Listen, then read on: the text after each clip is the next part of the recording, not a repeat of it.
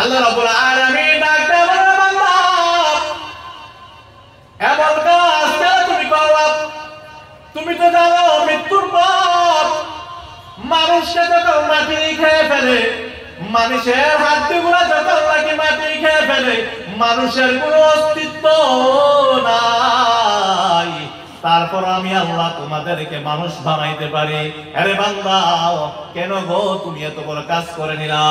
এমনি ওই বান্দা ডাক দেয়া বলে, মালিক আমি বান্দা দুনিয়াতে থাকা অবস্থা এমন কোনো গুনাহ নাই আমি বান্দা করি নাই।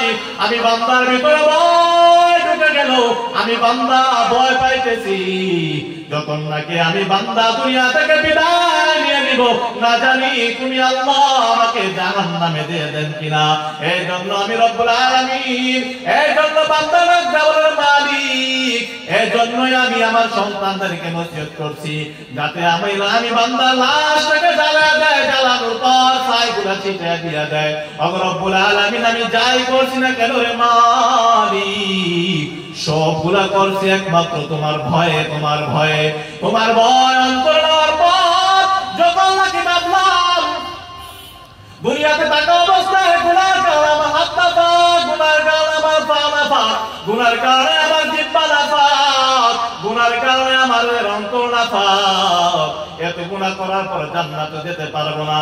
ওগো রব্বুল আলামিন ভাবলাম লাশটাকে আগুনে জ্বালানোর পর ছাইটা যদি উড়াইয়া দেয় তাহলে হয়তো আপনি পাবেন না।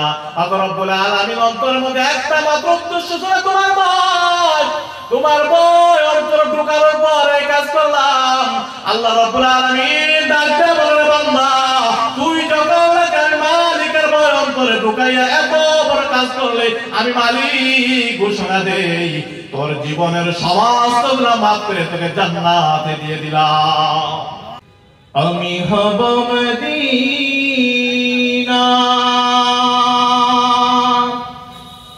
সারা বেলা জারুদা, রোজার কিনারে কেটে যাবে দিন আমার। আমি হব মদিনা সারা বেলা জারুদা, রোজার কিনারে কেটে যাবে দিন আমার। আমার স্বপ্ন যদি হয় গো পূরণ, ধন্য হবে মোর জীবন মরণ।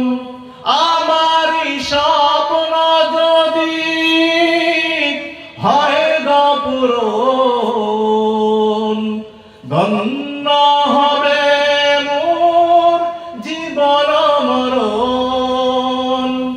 আমি হব মদিনা সারা বেলা জারুদার, রোজার কিনারে কেটে যাবে দিন আমার। আমি হব মদিনা সারা বেলা জারুদার, রোজার কিনারে কেটে যাবে দিন আমার। আলহামদুলিল্লাহ, আল্লাহ তাআলা দরবারে শুকরিয়া জ্ঞাপন করি যে মুনিব আমাদেরকে দ্বীনি মজলিসে বসার মতন তৌফিক দান করেছেন। এই কারণে আল্লাহ তাআলার দরবারে শুকরিয়া জ্ঞাপন করি আলহামদুলিল্লাহ। আরো জোরে সুরে বলি আলহামদুলিল্লাহ। লক্ষ কোটি দুরূদ আর সালাম বিশ্বমানবতার কান্ডারি, বিশ্বমানবতার মুক্তির দিশারি সাইয়্যিদুল মুরসালিন খাতামুন নবিয়্যিন শাফিউল মুযনিবিন রাহমাতুল লিল আলামিন হযরত মুহাম্মদ সাল্লাল্লাহু আলাইহি ওয়াসাল্লামের উপর সর্বোচ্চ শুকর সে মুনিবের দরবারে, যে মুনিব আমাদেরকে বিভিন্ন কাজ থেকে ফারেক করে, যে মুনিব বিভিন্ন কাজ থেকে বিভিন্ন জায়জাতে মুক্ত করে, একটা দ্বীনি মসজিদ জান্নাতের বাগানে বসার মতো তৌফিক দান করলেন। আবার এই মুনিবের দরবারে জোরে সুরে সবাই বলি আলহামদুলিল্লাহ। আলহামদুলিল্লাহ। এটা এমন একটা দ্বীনি মসজিদ, দ্বীনি মসজিদ সম্পর্কে বলা হয় একটা জান্নাতি মসজিদ। কি মসজিদ? একটা জান্নাতি মসজিদ।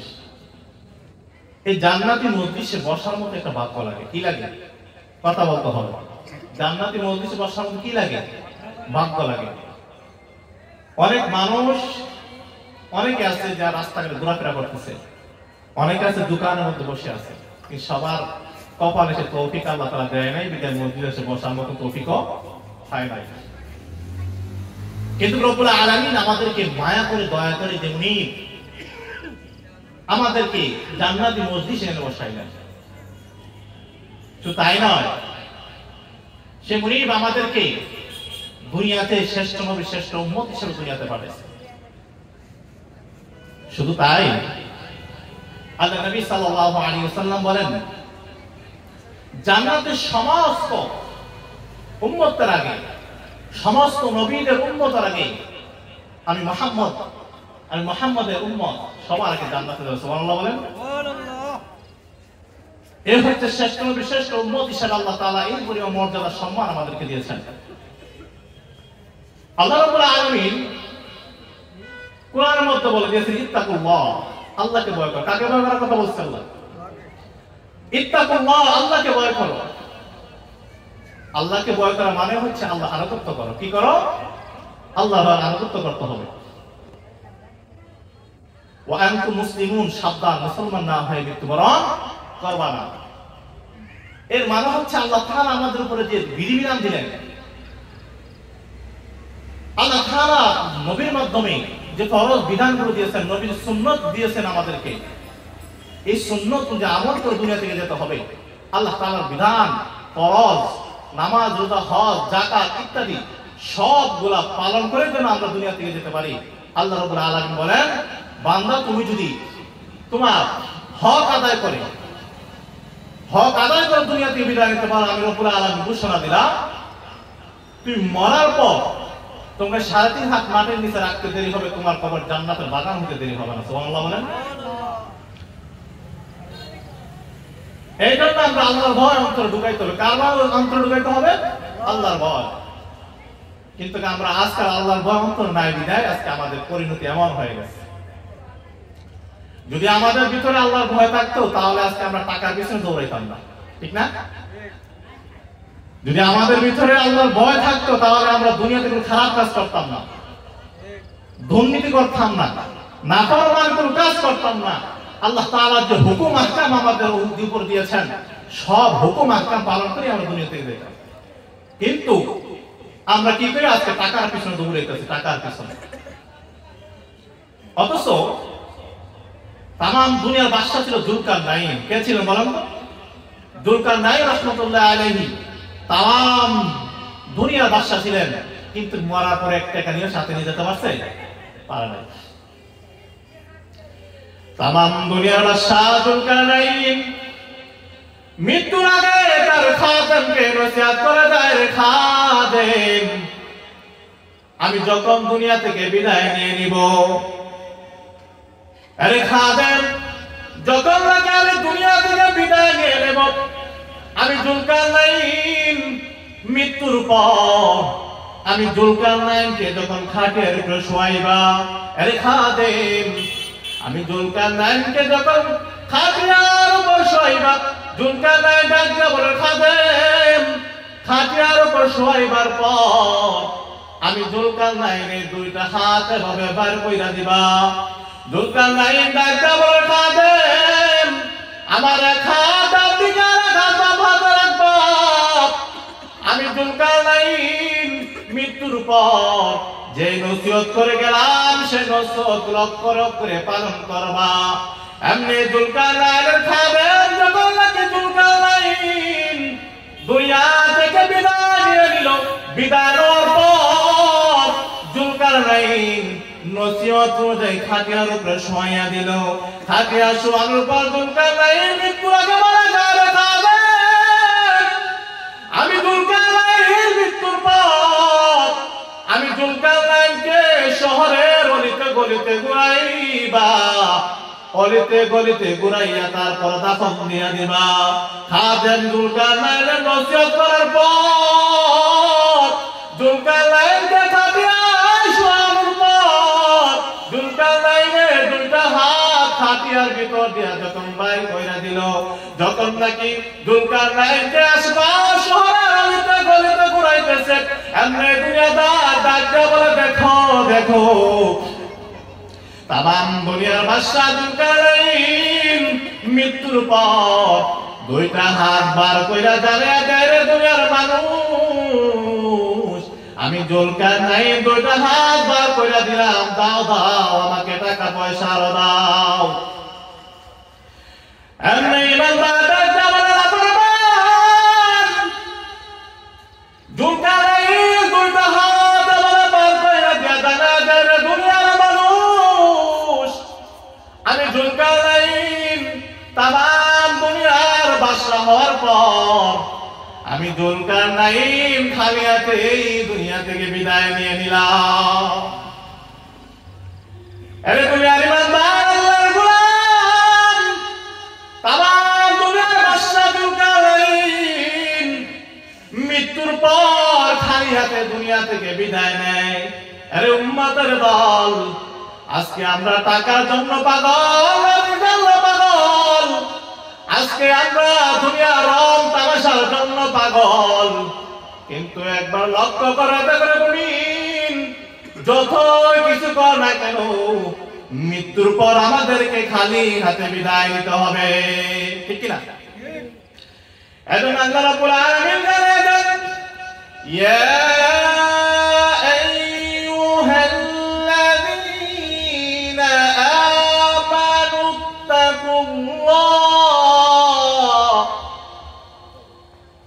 حق تقاته ولا تموتن إلا وأنتم مسلمون।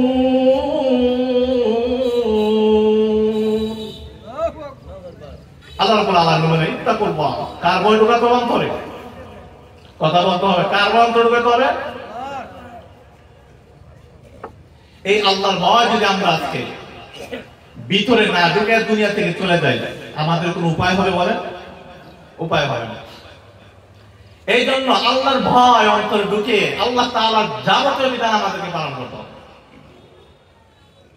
যদি আমরা আল্লাহ তাআলার ভয় অন্তরে ঢুকে আল্লাহর যাবতীয় বিধিবিধান পালন করে দুনিয়া থেকে যেতে পারি, তাহলে আমাদের জন্য কি জান্নাত? কি বলেন তো? জান্নাত। আর যদি আমরা খারাপ কাজ করে দুনিয়া থেকে বিদায় দিই, তাহলে আমাদের অবস্থা কি হবে? জাহান্নাম। এই জন্য আমাদের কি কাজ করতে হবে? মরার আগে আমাদের কি করতে হবে? তওবা করে মালিকের কাছে তওবা করে দুনিয়া থেকে বিদায় নিতে হবে। সাবধান, তওবা ছাড়া যদি আমরা বিদায় নেই, আমাদের কবরের নিচে গেলে কি অবস্থা এটা একমাত্র আল্লাহ ভালো জানেন। মিশকাত শরীফের হাদিস, এক ব্যক্তি দুনিয়াতে থাকা অবস্থায় যত গুনাহ করল, এমন কোন গুনাহ নাই ওই ব্যক্তি করে নাই। গুনাহ করতে করতে যখন নাকি বৃদ্ধ হয়ে গেল, বৃদ্ধ হওয়ার পর এমনি ভিতরের মধ্যে ভয়, আহারে এত গুনাহ করলাম, এখন যদি আমি জমিন থেকে বিদায় নেই, আমার মালিক না জানি আমাকে কোথায় জাহান্নামে দিয়ে দেয়।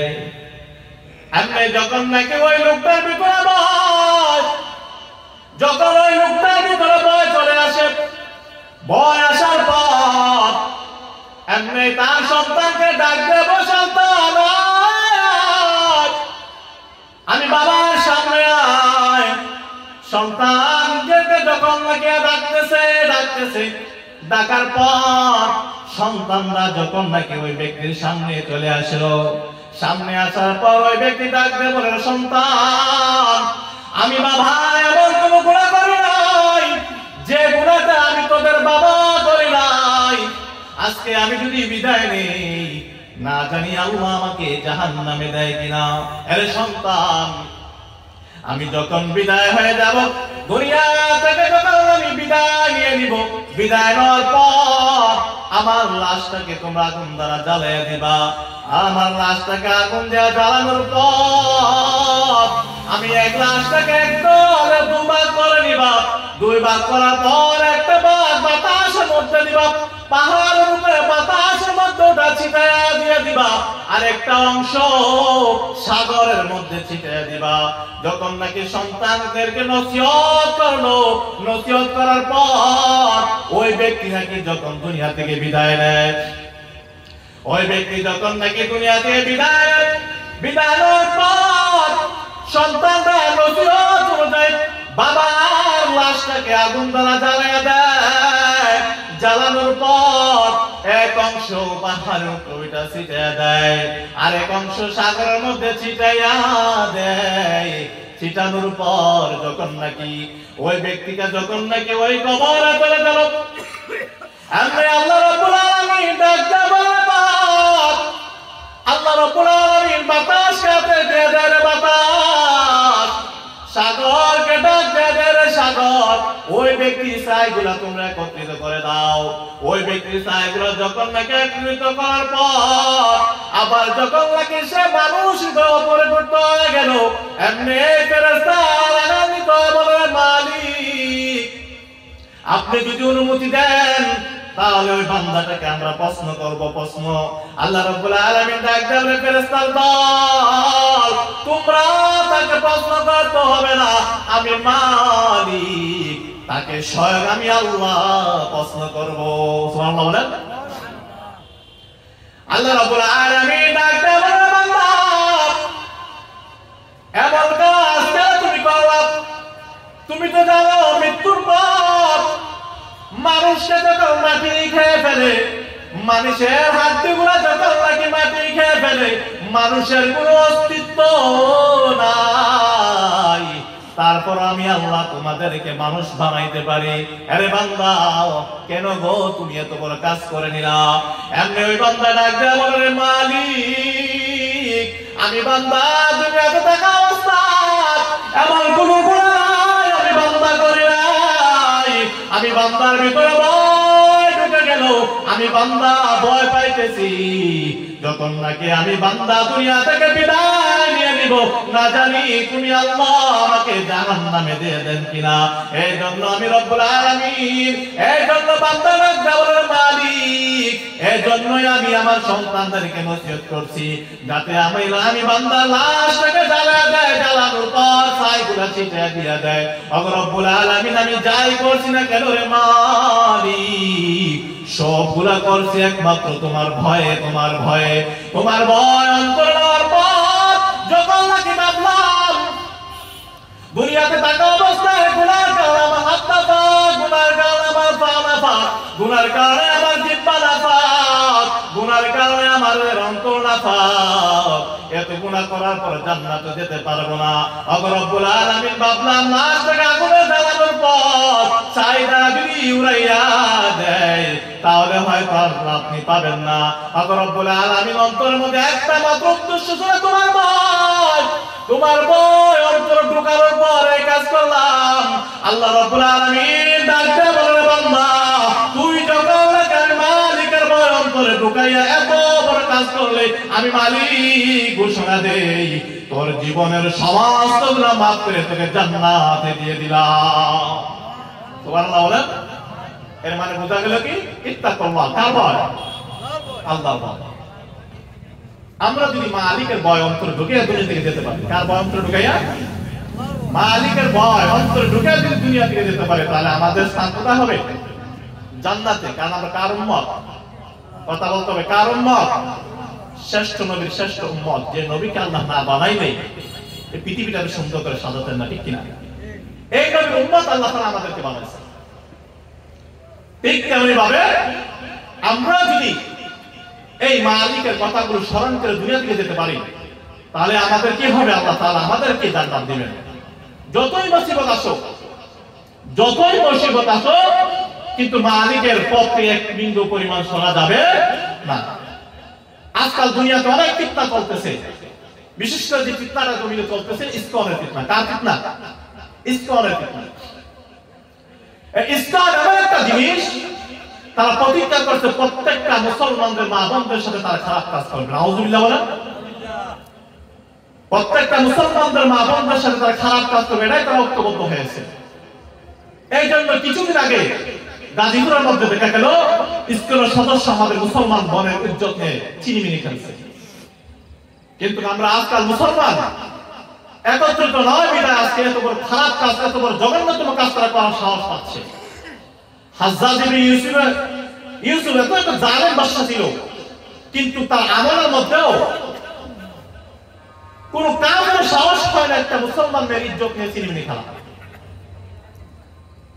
এক ইহুদি বেদিন যখন নাকি এক মহিলা একজন দ্বীনি বনের বুরকা করে টান দেয়, শুধু বুরকা করে টান দিছে, টান দেওয়ার পর ওই বোন হাজ্জাজ ইবনে ইউসুফের কাছে চিঠি লিখে পাঠাতে, হাজ্জাজ তোমার শাশুড় আমলে আমাকে একজন কাফের কিভাবে আমার বুরকা করে টান দিয়ে দিল, এত বড় সাহস কিভাবে পায়। হাজ্জাজ যখন নাকি এই চিঠিটা পেয়ে যায়, হাজ্জাজ ইবনে ইউসুফ সাথে সাথে সৈন্যবাহিনী ওই কাফেরদের বিরুদ্ধে লাগাই দিল। কিন্তু ওই কাফেররা একটু শক্তিশালী ছিল বিধায় তারা তাদের সাথে পারে নাই। এরপর আবার সৈন্যবাহিনী পাঠায়, এরপরও পারে নাই। শেষ নয়, তার নিজের মেয়ের জামাই মুহাম্মদ ইবনে কাসিম রাহমাতুল্লাহ আলাইহিকে পাঠায় দেয় ওই সমস্ত কাফেরের সাথে যুদ্ধ করার জন্য। কি জন্য? একমাত্র মুসলমান মেয়েকে নির্যাতিত করছে, মুসলমান মেয়েকে লাঞ্ছিত করছে। এই কারণে হাজ্জাজ ইবনে ইউসুফের জামাতা মুহাম্মদ ইবনে কাসিম রাহমাতুল্লাহ আলাইহি ওই কাফেরদের সাথে মোকাবেলা করে সমস্ত কাফেরদেরকে হত্যা করে দেয়। ঠিক তেমনি ভাবে আজকাল আমরা মুসলমানরা যদি একত্রিত হতে পারতাম, সমস্ত মুসলমানরা একত্রিত হয়ে আওয়াজ দিতে পারতাম, ইসকনের বাপের ক্ষমতা নাই মুসলমান কোন মেয়ের দিকে চোখ তুলে তাকানো, ঠিক কিনা? কিন্তু আজকাল আমরা কি নাই, একত্রিত নয় বিদায় এই সমস্ত ইসকনের সদস্যরা আমাদের সাথে এই ধরনের খারাপ কাজ করতে পারে। আমরা যদি ভিতরে আল্লাহ ভয় অন্তরে ঢুকিয়ে যদি চিন্তা ভাবনা করে চলতে পারি, তাহলে আল্লাহ রাব্বুল আলামিন আমাদের জন্য জান্নাত দিয়ে দিবেন। এই জন্য নবীজির সুন্নাত আমাদের অক্ষরে পালন করতে হবে। কার সুন্নাত? নবীজির সুন্নাত। নবীজির প্রতি ভালোবাসা থাকতে হবে। কার প্রতি? নবীজির প্রতি। কিন্তু আমরা যদি নবীজির প্রতি ভালোবাসা না রাখি, তাহলে কি আমাদের ঈমান থাকবে? বলেন, কথা বলতে হবে। যদি নবীজির প্রতি আমাদের ভালোবাসা না থাকে, হ্যাঁ মুখে বলি নবীজিকে আমরা ভালোবাসি, কিন্তু নবীজির প্রতি ভালোবাসা আমাদের নাই, তাহলে কি ভালোবাসার কোনো দাম আছে? এই কাদিয়ানীদেরকে কেন কাফের বলা হয়? কারণ শেষ নবী মানা কি মানে না, নবীকে মানে, কিন্তু শেষ নবী মানে না, এই জন্য তারা কি কাফের। কিন্তু আজকাল আমরা সমাজ এমন হয়ে গেল, তাদেরকে কাফের ঘোষণা করতে আমাদের দ্বিধাবোধ হয়ে যায়। মুসলমানের দেশে কাফের হিসাবে থাকবে, কিন্তু আমরা কাফের ঘোষণা পর্যন্ত করতে পারি না। এই জন্য আমাদের নবীজির ভালোবাসা অন্তর নিয়ে আমাদেরকে চলতে হবে। যদি আমরা নবীজির ভালোবাসা অন্তর নিয়ে চলতে পারি, তাহলে আমরা কামিয়াব। কথা বুঝতে পারছেন? যেদিন দিদার হবে আপনার, সেদিন হবে আমার। যেদিন দিদার হবে আপনার, সেদিন হবে আমার। এই মন তো আর মানে না, একবার দেখা দাও না। এই মন তো আর মানে না, একবার দেখা দাও না। আমার সাথে বলেন, হে রাসূল তোমায় ভালোবাসি, অন্তরে শুধুই মুখে না।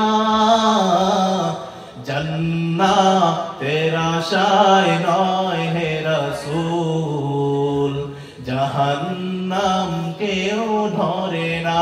পারেন না সবাই? আমার সাথে বলেন, হে রাসূল তোমায় ভালোবাসি, অন্তরে শুধুই মুখে না। জান্নাতের আশায় নয় হে রাসূল, জাহান্নাম কেউ ধরে না। তোমার নাম শুনিলাম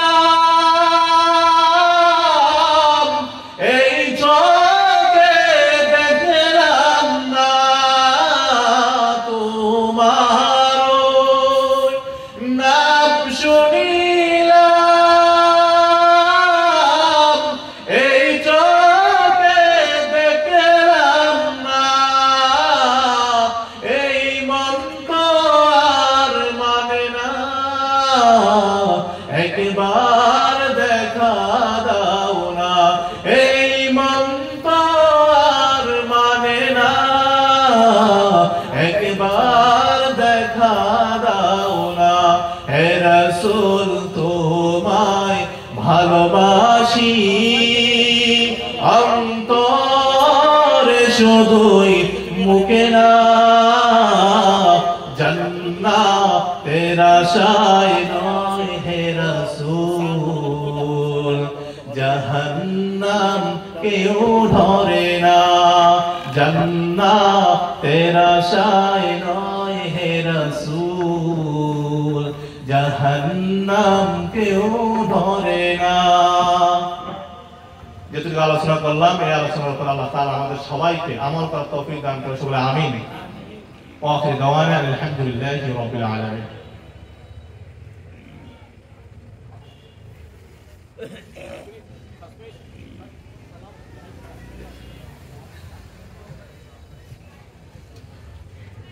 হুজুরের নির্দেশ আর 5 মিনিটের সালাম।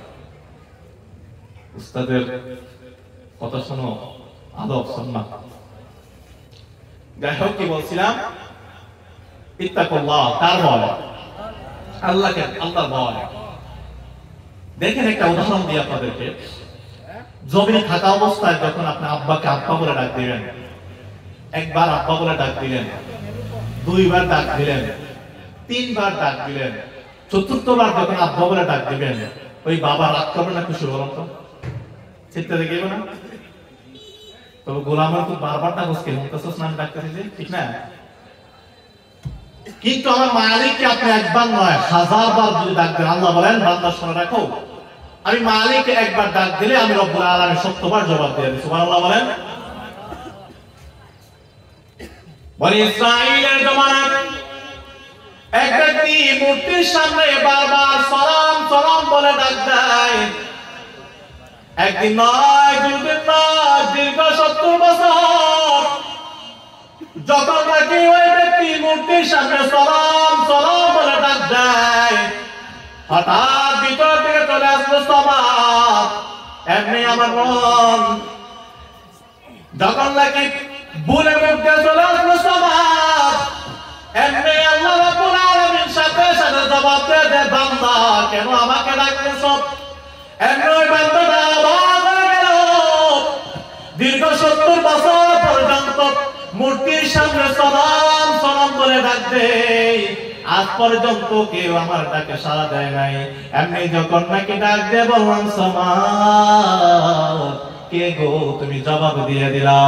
এমনি আল্লাহ রাব্বুল আলামিন ডাক দিয়ে বললেন, ফরমান, যে মালিক তোকে সৃষ্টি করলো, যে মালিক তোকে বানাইলো, ওই মালিককে না ডাক দিয়া তুই কেন মূর্তির সামনে গিয়া সমাজ সালাম সালাম বলে ডাক দে? তুই যখন নাকি আমি মালিককে একটাবার সমাজ বলে ডাক দিয়ে দিলি, আমি রব্বুল আলামিন তোর ডাকে সাড়া না দিয়ে থাকতে পারি নাই। এই জন্য আল্লাহ রাব্বুল আলামিন ডাক দিয়ে বলে, বান্দা জমিনে থাকা অবস্থায় আমি মালিককে ডাক দাও। আমি মালিককে একটা ডাক দিতে দেরি, আমি মালিক একবার নয় 2বার নয়, আমি রব্বুল আলামিন 70 বার তোর ডাকে সাড়া দিয়া দে। সুবহানাল্লাহ বলেন। এই জন্য আল্লাহর ভয় অন্তরে ডাক দিতে হবে। কাকে বলেন? আল্লাহকে। আল্লাহ তাআলা আমাদের সবাইকে বোঝা, সে অনুযায়ী আমল করার তৌফিক দান করেন। সকলে আমিন। ওয়া আখিরু দাওয়ানা আলহামদুলিল্লাহি রাব্বিল আলামিন। আসসালামু আলাইকুম।